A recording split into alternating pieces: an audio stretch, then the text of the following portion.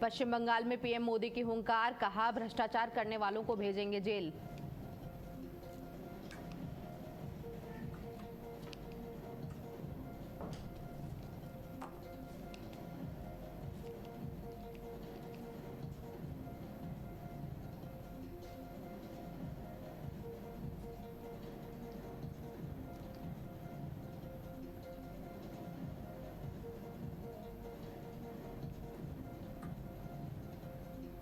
CM योगी ने खराब फसलों पर लिया संज्ञान, अधिकारियों को निर्देश, कहा हर हाल में नुकसान का आकलन करें, समय से उचित मुआवजा दिया जाए।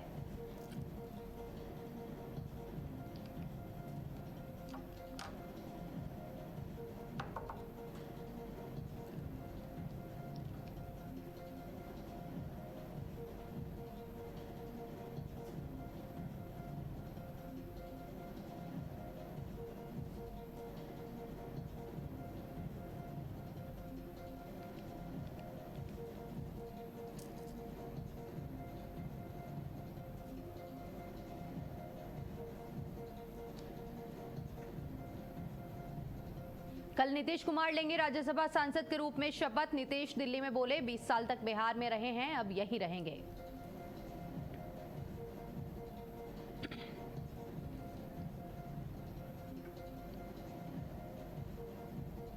डिप्टी सीएम ब्रजेश पाठक का अखिलेश पर हमला, कहा 1000 दंगे करने वाले सत्ता मांग रहे हैं, समय पर होंगे पंचायत चुनाव।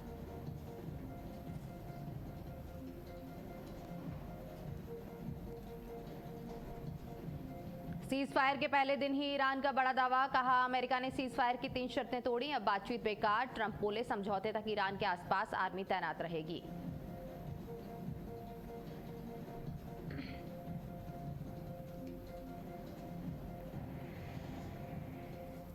नमस्कार, आप देख रहे हैं भारत अपडेट में आपके साथ दामिनी। और अब खबरें विस्तार से। बिहार के सीएम नीतीश कुमार पहुंचे दिल्ली आवास। 6 कामराज लेन निवास पहुंचे सीएम नीतीश कुमार। कई बड़े नेता नीतीश कुमार के आवास पर मौजूद रहे।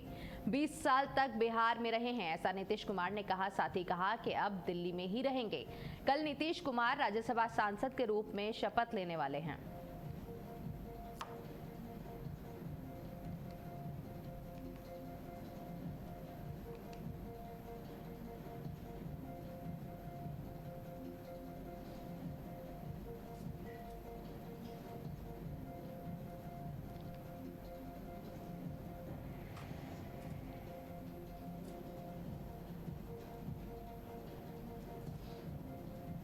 बिहार के सीएम नीतीश कुमार कल राज्यसभा सांसद के रूप में शपथ लेने वाले हैं। 6 कामराज लेन निवास आज पहुंचे नीतीश कुमार। कई बड़े नेता भी नीतीश कुमार के आवास पर मौजूद रहे।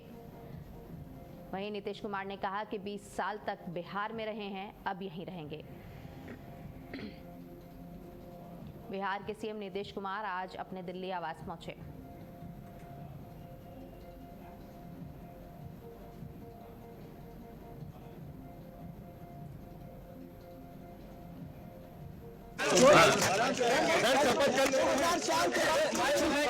हम उसी के लिए हम जा रहे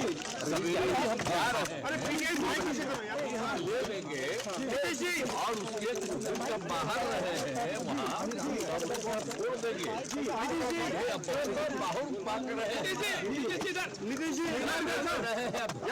20 साल से भी जाते रहे, अब यही में एक बार हम रहेंगे।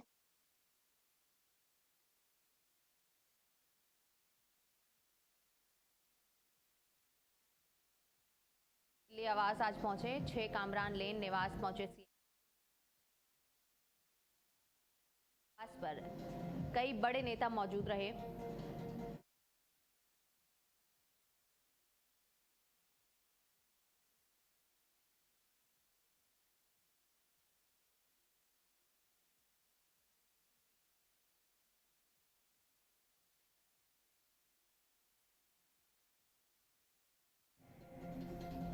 कल सीएम नीतीश कुमार राज्यसभा सांसद की शपथ लेने वाले हैं, जिसके वजह से आज बिहार के पूर्व सीएम नीतीश कुमार 6 कामराज लेन निवास अपने घर पहुंचे। कई बड़े नेता नीतीश कुमार के आवास पर मौजूद रहे। साथ ही उन्होंने कहा कि 20 साल तक वो बिहार में रहे हैं, लेकिन अब वो यहीं रहने वाले हैं। दिल्ली स्थित अपने आवास पर आज नीतीश कुमार पहुंच चुके हैं। साथ ही कल वो राज्यसभा सांसद के रूप में शपथ लेंगे। बिहार के पूर्व सीएम आज दिल्ली आवास पर पहुंचे।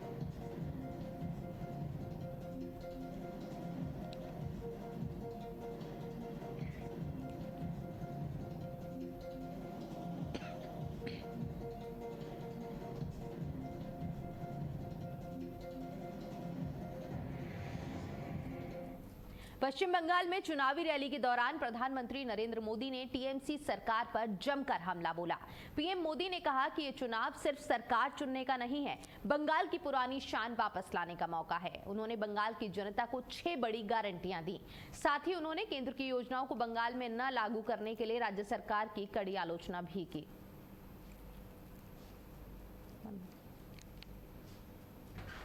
इस मौके पर पीएम मोदी ने मंच से बंगाल की जनता को 6 बड़ी मोदी गारंटियां दी और साफ कहा कि बीजेपी की सरकार आते ही भ्रष्टाचारियों को जेल भेजा जाएगा और हर पुराने घोटाले की फाइल फिर से खुलेगी।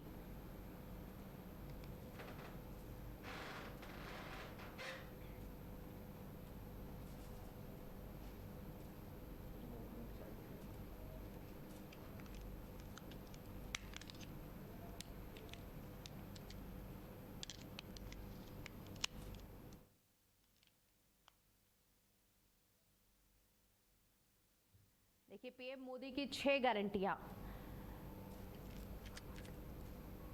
पीएम मोदी की 6 गारंटियां हैं। उन्होंने 6 गारंटी देते हुए कहा है कि बंगाल में बीजेपी सरकार बनते ही 7वां वेतन आयोग लागू किया जाएगा। पीएम मोदी ने आज 6 बड़ी गारंटियां दी हैं। पहली गारंटी दी है पश्चिम बंगाल में गुंडागर्दी खत्म होगी, कानून का राज होगा। दूसरी है सरकारी सिस्टम को जनता के लिए पूरी तरह जिम्मेदार बनाया जाएगा। तीसरी, टीएमसी सरकार के हर घोटाले भ्रष्टाचार की फाइलें फिर से खुलेंगी। चौथी, अवैध घुसपैठियों पर सख्त कार्रवाई होगी। और साथ ही 5वीं गारंटी दी है भ्रष्टाचार करने वालों को जेल भेजेंगे। पीएम मोदी ने ये 6 बड़ी गारंटियां दी हैं और कहा कि बीजेपी के आते ही भ्रष्टाचारियों पर कार्रवाई होगी। पीएम मोदी का ये टीएमसी पर बड़ा हमला है, जिस पर पीएम मोदी ने 6 गारंटी पश्चिम बंगाल के लिए दी हैं। कहा कि बंगाल की शान लौटाने का मौका है और 6 गारंटियां देते हुए नरेंद्र मोदी आज पश्चिम बंगाल पर हमला बोलते हुए नजर आए। टीएमसी पर हमला बोलते नजर आए पीएम मोदी। बंगाल में बीजेपी सरकार बनते ही 7वां वेतन आयोग लागू करने की भी बात कही।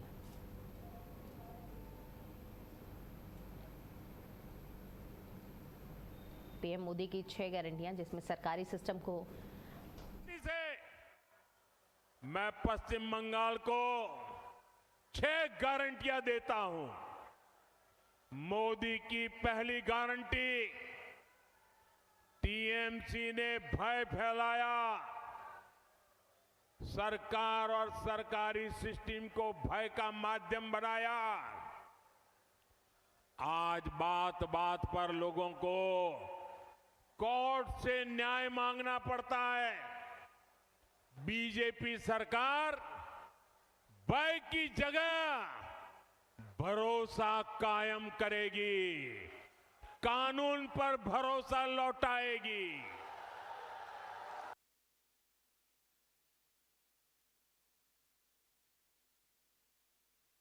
देखिए पीएम मोदी की जो 6 गारंटियां हैं, उसके जरिए आज पीएम मोदी ने टीएमसी पर हमला बोला। उन्होंने गारंटी देते हुए कहा कि बंगाल में बीजेपी सरकार बनते ही वो 7वां वेतन आयोग लागू करेंगे। पश्चिम बंगाल में गुंडागर्दी खत्म हो जाएगी।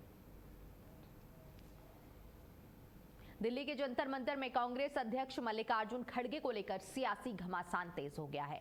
जहां असम के मुख्यमंत्री हिमंता बिस्वा शर्मा के बयान के विरोध में कांग्रेस के एससी मोर्चा ने जोरदार प्रदर्शन किया। वहीं प्रदर्शन के दौरान कार्यकर्ताओं ने बयान को आपत्तिजनक बताते हुए कड़ी नाराजगी जताई और माफी की मांग की। वहीं इस मौके पर कांग्रेस के एससी मोर्चा के राष्ट्रीय अध्यक्ष राजेंद्र पाल गौतम से भारत अपडेट ने खास बातचीत की।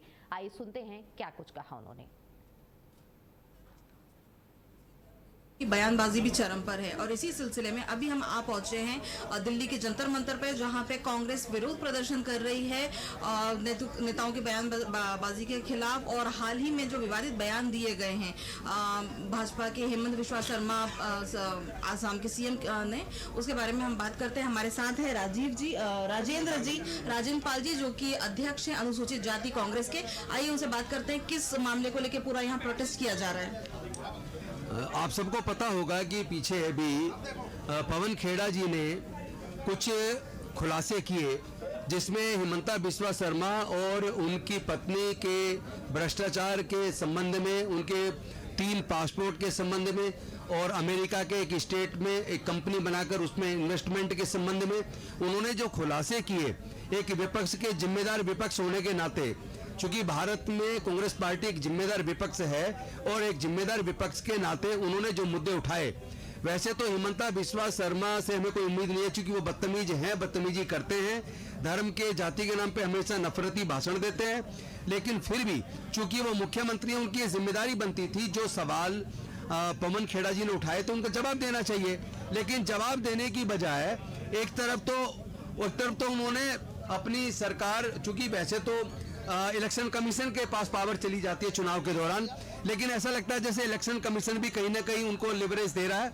और उन्होंने जिस तरीके से पुलिस का दुरुपयोग करके पवन खेड़ा जी के घर पे पुलिस को भेज दिया, मुकदमा दर्ज कर दिया। होना तो ये चाहिए था कि जांच एजेंसी को तुरंत जांच शुरू कर देनी चाहिए थी और इस सच्चाई का पता लगाया जाना चाहिए कि क्या वास्तव में 3 पासपोर्ट विदेशों से उनकी पत्नी ने इशू करवाए हुए हैं, क्या वास्तव में उन्होंने सेल कंपनियां बनाई हुई हैं, क्या इतने जो 50,000 करोड़ से ज्यादा का जो भ्रष्टाचार की बात सामने आई है, अगर वो झूठ है तो वो बताते झूठ है, तथ्यों के साथ बात करते। लेकिन खुलासा करने की बजाय जिस तरह वो गाली गलौज पे उतर आए और उन्होंने भारत के दलितों के सबसे बड़े नेता कांग्रेस पार्टी के राष्ट्रीय अध्यक्ष आदरणीय खड़गे जी के खिलाफ जिन गंदे शब्दों का इस्तेमाल किया, इतने घटिया स्तर से नीचे के शब्द जिनको मैं अपने मुंह से नहीं ले सकता।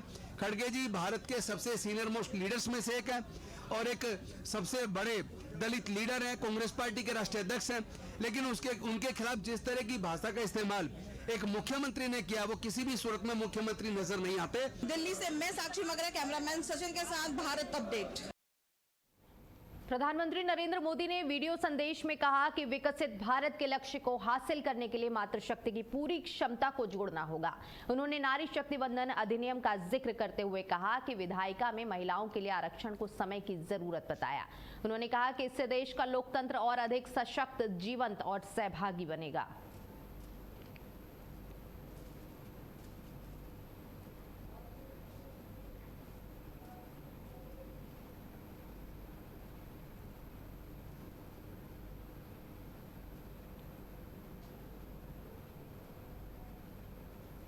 आज पीएम मोदी ने वीडियो जारी कर योगदान का आह्वान किया। महिला सशक्तिकरण पर पीएम मोदी का ये संदेश वीडियो के जरिए प्राप्त हुआ।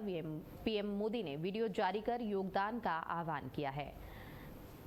महिला सशक्तिकरण पर पीएम मोदी का एक खास संदेश वीडियो के जरिए आया सामने। पीएम मोदी ने वीडियो जारी कर सभी से योगदान का आह्वान किया।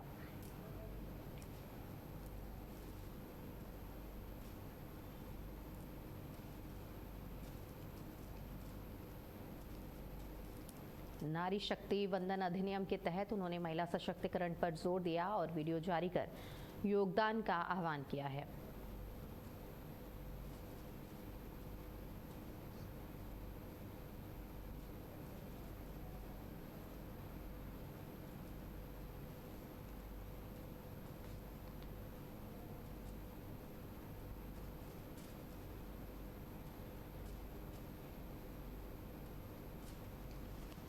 महिला सशक्तिकरण पर पीएम मोदी का एक खास संदेश। पीएम मोदी ने वीडियो जारी कर योगदान का आह्वान किया।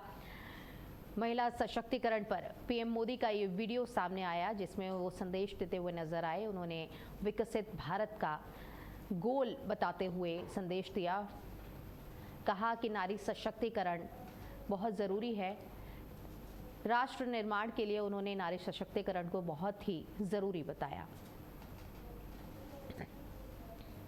पीएम मोदी का ये वीडियो जिसमें उन्होंने योगदान का आह्वान किया नारी शक्ति वंदन अधिनियम के तहत उन्होंने आज महिला सशक्तिकरण पर वीडियो जारी कर संदेश दिया और साथ ही योगदान का आह्वान भी किया है।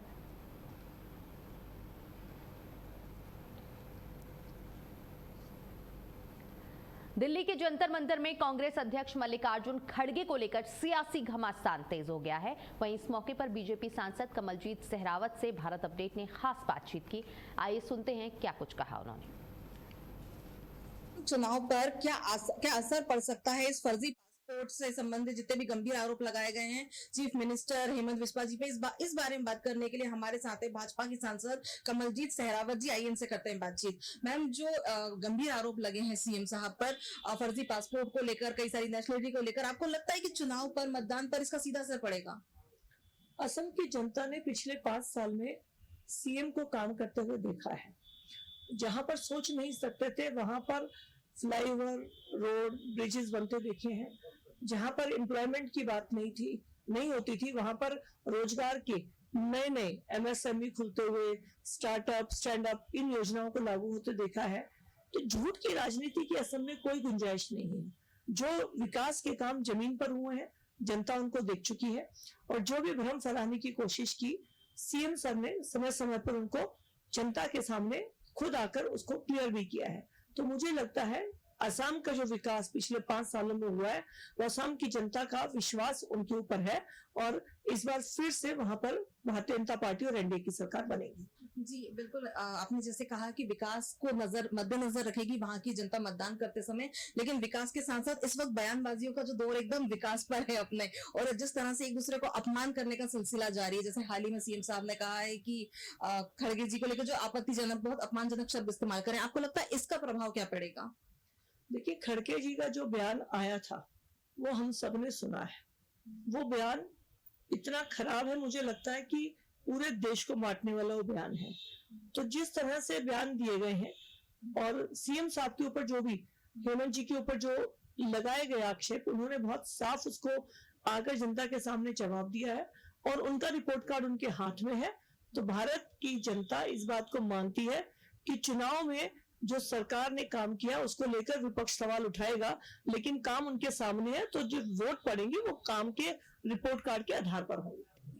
हमारे साथ ही भाजपा सांसद कमलजीत सहरावत जी, जिन्होंने बताया कि असम की जनता मतदान करते समय भाषा, बयान, अपमान, इन सबको मद्देनजर न रखते हुए असम में अब तक हुए विकास को मद्देनजर रखेंगी। कैमरामैन जाकिर के साथ में साक्षी मगरे, भारत अपडेट, दिल्ली। आसाम पीएम मोदी ने महिला आरक्षण को लेकर एक वीडियो मैसेज जारी किया है, जहां इस वीडियो को लेकर विपक्ष ने कड़ी आपत्ति जताई है। वहीं विपक्ष का कहना है कि मतदान के समय इस तरह का संदेश जारी करना चुनाव प्रक्रिया को प्रभावित कर सकता है।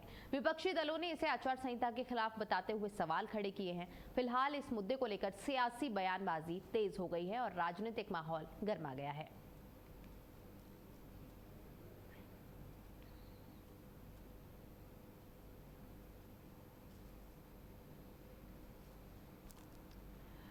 पीएम मोदी के वीडियो मैसेज के बाद इस मुद्दे पर देश भर में सियासी घमासान तेज हो गया है। पीएम मोदी के वीडियो मैसेज पर सियासी बवाल देखने को मिल रहा है। महिला आरक्षण मुद्दे पर विपक्ष का विरोध सामने आया है।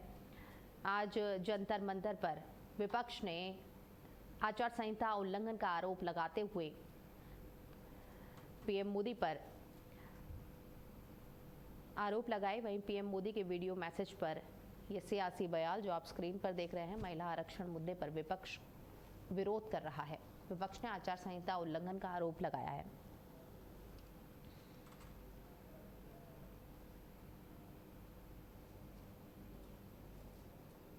महिलाओं को न्याय दे सके और महिला नेतृत्व की ओर से समाज को न्याय दे सके, समाज में जो महिलाओं के प्रश्न हैं, समस्याएं हैं, उनको न्याय दे सके। जितनी जल्दी हो सके उतना वो निर्णय जल्दी हो, यही उनके लिए न्यायपूर्ण होगा। तो मुझे लगता है कि ये कोई भी गलत समय नहीं है, एक बात।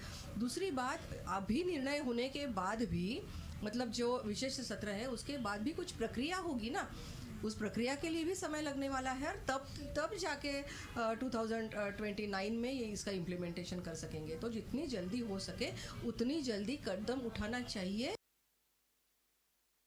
वहीं लखनऊ में बारिश से परेशान किसानों को मिली राहत। सीएम योगी ने खराब फसल का संज्ञान लिया। पीलीभीत रामपुर में बारिश से फसल खराब। सीएम योगी ने अधिकारियों को निर्देश दिए, हर हाल में नुकसान का आकलन करने की बात कही।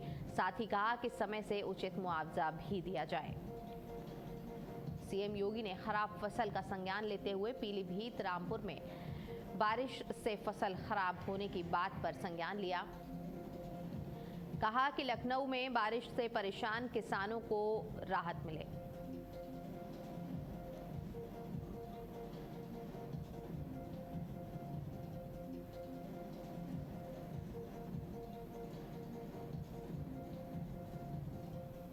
कार्यक्रम में यहाँ पर उपस्थित हमारे सभी कृषि वैज्ञानिकगण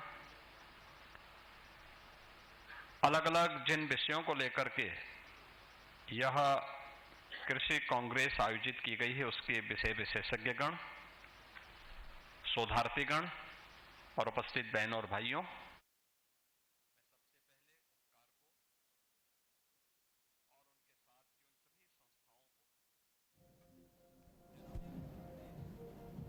यूपी के फतेहपुर पहुंचे डिप्टी सीएम ब्रजेश पाठक ने टीबी अस्पताल परिषद स्थित रेड क्रॉस भवन का लोकार्पण किया। वहीं उन्होंने पश्चिम बंगाल चुनाव को लेकर विपक्ष पर निशाना साधते हुए कहा कि जब विपक्ष जीतता है तो उन्हें ईवीएम सही लगती है, लेकिन हारने पर वो ईवीएम को दोष देने लगते हैं। वहीं पंचायत चुनाव को लेकर डिप्टी सीएम ने कहा कि पंचायत चुनाव अपने निर्धारित समय पर ही होंगे और सरकार इसके लिए पूरी तरह से तैयार है।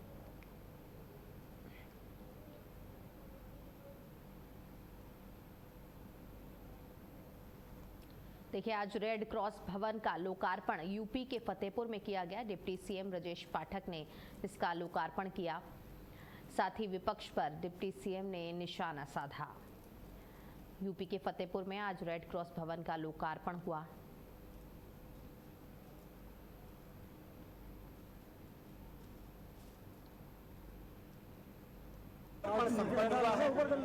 हम सबकी जिम्मेदारी फतेहपुर जनपद को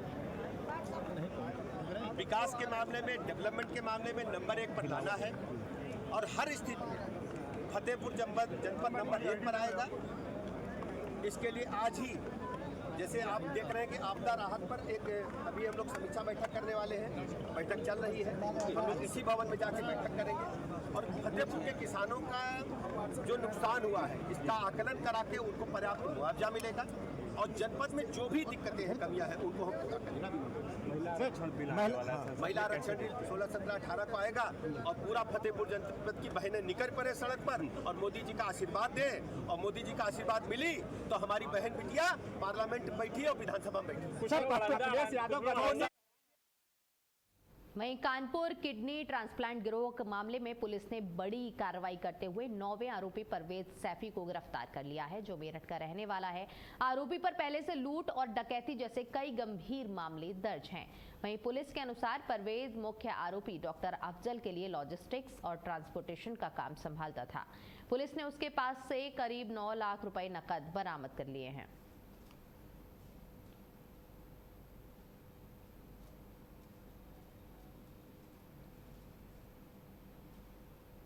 ये पूर्व में 8 गिरफ्तारियां इस पूरे प्रकरण में हुई थी। 9वीं गिरफ्तारी देर रात हुई है। ये इस अभियुक्त का नाम परवेज सैफी है। ये मूलतः मेरठ का रहने वाला है।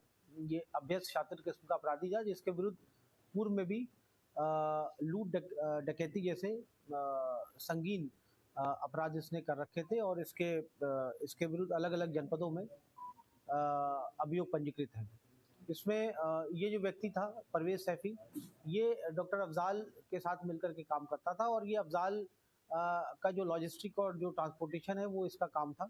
साथ में ही रहते थे ये दोनों। ये इसने जब इससे बातचीत हुई, पूछताछ हुई, तो इसको द्वारा बताया गया कि ये 10 दिन यहाँ पर जब तक ये ऑपरेशन हुआ उसके पहले ये लोग आकर के यहाँ पर रेकी करते थे और यहाँ पर ये साथ में ही रहते थे।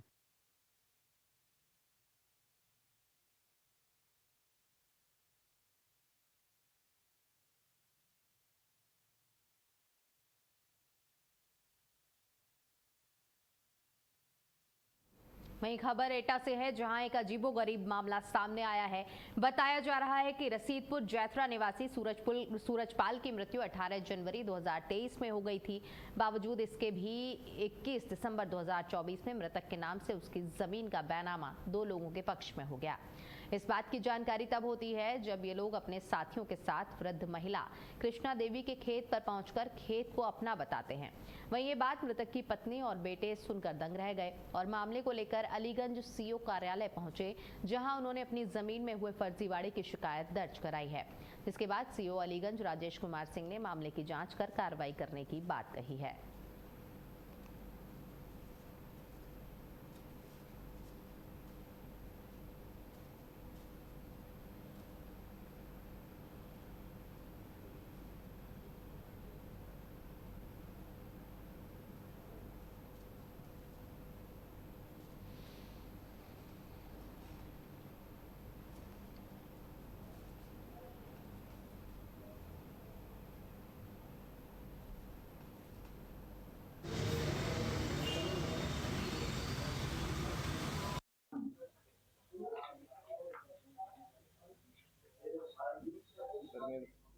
जांच चल रही है और इसमें शीघ्र ही इसमें विधि कार्रवाई की जाएगी। यूपी के एटा में एक चौंका देने वाला मामला सामने आया है। आपको बता दें, एक व्यक्ति की मृत्यु जो है 2023 में हो गई है और वही व्यक्ति 2024 में अपने खेत का बैनामा करने जाता है। ये जानकारी तब हुई जब एक शिकायतकर्ता जो है सीओ कार्यालय पहुंचे अपनी शिकायत करने के लिए। आइए जानते हैं आखिर मामला क्या है। क्या नाम है आपका? मेरा नाम अनिल कुमार है। अनिल, आप यहाँ शिकायत करने आए, क्या है पूरा मामला? पूरा मामला ये है जी, इन्होंने फर्जी बैनामा करवाया, हमें पता नहीं है। हमारे पिताजी 18/1/2023 को खत्म हो गए थे और उसके बाद में 24 में आकर के इन्होंने 2 साल बाद लगभग बैनामा करवाया। पहले कौन लोग हैं जिन्होंने बैनामा करवाया? ये मुझे नहीं पता है। मैंने अपनी फफोती के लिए कागज जलज यादव को दिए थे। जलज यादव को मैंने हाथ में भी कागज दिए हैं और दो बार मैंने ऑनलाइन किया है। ऑनलाइन भी दिए। ये जलज यादव कौन है? जलज यादव यहाँ के लेखपाल थे। तो क्या निकल के क्या बैनामा आपने निकलवाया, क्या निकल के आ रहा है? बैनामा में दूसरे कोई अन्य नाम निकल के आ रहे हैं। ये कोई मैनपुरी के लोग हैं, हम इन्हें पहचानते नहीं है बिल्कुल भी। नहीं, जो आप बता रहे हैं आपके पिताजी का नाम से बैनामा हुआ है, तो पिताजी का फोटो लगा है? नहीं, पिताजी का फोटो नहीं है जी। पिताजी का फोटो नहीं है, वो हमारे पिताजी तो नहीं है। आपके पिताजी नहीं है? नहीं है। अभी तो आप कह रहे हैं हम अपने पिताजी को ढूंढ रहे हैं, जो है 2024 में। अब जो बैनामा किया आकर के, अब वो तो ढूंढना पड़ेगा ना। हमारे पिताजी तो 18/1/2023 को खत्म हो गए। अब भाई ये कहाँ से आया है वो तो ढूंढना तो पड़ेगा। जिन्होंने बैनामा करवाए वो साथ में लेकर के यहाँ आ जाए सीओ कार्यालय, उस गांव के आदमी को लेके आ जाए। तो शिकायत करिए, क्या कहा है अधिकारी ने? उन्होंने कही कि हम संज्ञान ले रहे हैं, छानबीन कर रहे हैं, उसके बाद में FIR दर्ज होगी। तो यहीं पर इनकी माताजी भी हमारे साथ में, इनसे जानते हैं आखिर जानकारी। क्या नाम है आपका? कृष्णा देवी। कृष्णा देवी, आप यहाँ आई हुई हैं, क्या घटना क्या हुई आपके साथ? घटना दे भाई, हमने कागज जमा करे, सीओ उनके किनारे पहुंचे, जलज यादव ने अपने हाथ में ले ले, उनने जमा नहीं करे। कब आपके पति एक्सपायर हुए थे? 23 में। और बैनामा कब हुआ है आपके पति के नाम से? 24। तो क्या कैसे बैनामा हो गया? मतलब ये हम नहीं जानते, मर के जिंदा हो कौन हो सकता है, ये तो हम नहीं जानते। तो ये क्या बैनामा गलत हुआ है? बिल्कुल फर्जी है। आपको कैसे जानकारी हुई? हमको 5 तारीख को जब खेत में काटने आए हैं तब उन लोगों ने जा कहा कि ये गेहूँ हमारे घर पे जाएंगे। भारत अपडेट के लिए एटा से मैं गोविंद गुप्ता। तो आज के इस बुलेटिन में इतना ही। नमस्कार।